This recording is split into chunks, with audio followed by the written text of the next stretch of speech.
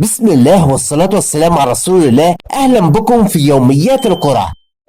يستضيف استاد سانتياغو برنابيو مواجهة نارية قادمة، ريال مدريد ضد ليفربول في إطار منافسات إياب دور ال16 من دوري أبطال أوروبا.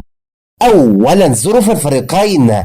خرج ريال مدريد من أرض ليفربول في مباراة الذهاب بفوز كبير بخماسية مقابل هدفين ليسهل على نفسه مهمة الصعود لربع النهائي، بينما يأمل ليفربول ألا يقل انتصاره على الريال بفارق 3 أهداف حتى يلجأ لركلات الترجيح ومن ثم التأهل لربع النهائي.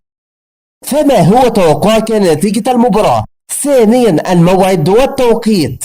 تنطلق المباراة مساء يوم الأربعاء 15 مارس 2023 في تمام الساعة 10 مساء بتوقيت مصر والسودان وليبيا ولبنان وفلسطين، و11 مساء بتوقيت السعودية والعراق والكويت واليمن والبحرين وسوريا والأردن وقطر وجزر القمر والصومال، و12 منتصف الليل بتوقيت الإمارات وعمان، و9 مساء بتوقيت الجزائر والمغرب وتونس، و8 مساء بتوقيت موريتانيا وجرينتش. ثالثا التشكيل المتوقع. التشكيل المتوقع لليفربول فجاء على النحو التالي: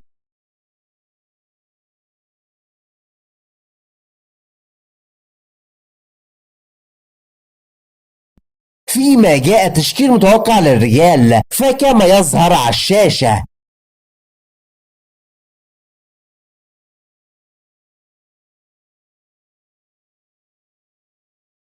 رابعا القناة الناقلة والمعلق. تذاع المباراة بقناة بي ان سبورت 1 بريميوم، ويعلق على أحداث المباراة عصام الشوالي.